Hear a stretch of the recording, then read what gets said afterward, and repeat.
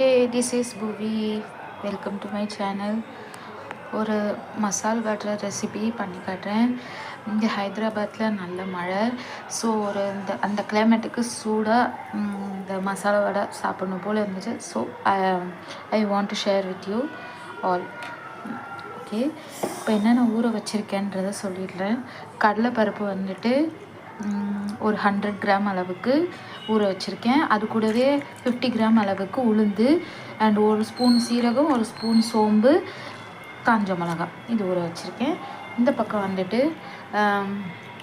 ஒரு 2 to 3 spoons அளவுக்கு இருக்கிற ஜவ்வரிசி, அது சாதாரணமாக நார்மலாக தண்ணியில் ஊற வச்சுருக்கேன்.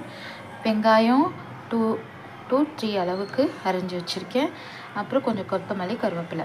ஓகே, இது எல்லாத்தையுமே அரைச்சிட்டு எப்போதும் போல் மிக்ஸ் பண்ணிவிட்டு வடை சுட வேண்டியதான். ஓகே, ஒன்றும் பாதியமாக அரைச்சி போட்டுக்கோங்க. அது கூடவே இந்த ஜவ்வரிசி இருக்குல்ல, அதை அப்படியே போட்டுருங்க.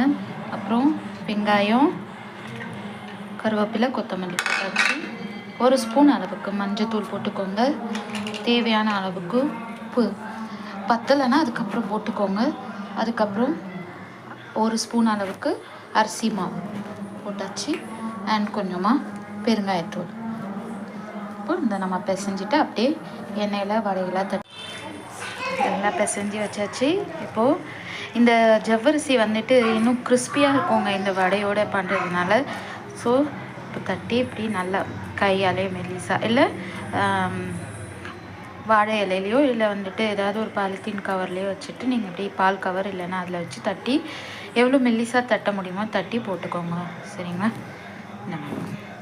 ஓகே, ஆயில் ஹீட்டாக இருக்குது, அதில் போட்டுக்கலாம்.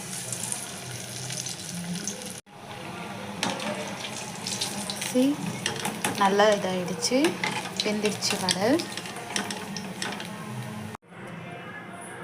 அவ்வளோதான், ரெடி ஆகிடுச்சு மசாலா வடை. ரொம்ப கிறிஸ்பியாக அண்டு ஃப்ளேவர்ஃபுல்லாக இருக்குது. அந்த ஜவ்வரிசி இருக்குல்ல, அது இன்னும் கூடுதல் டேஸ்ட் இந்த இதுக்கு தருது. ட்ரை பண்ணி பாருங்கள். Okay, bye bye, see you later, bye.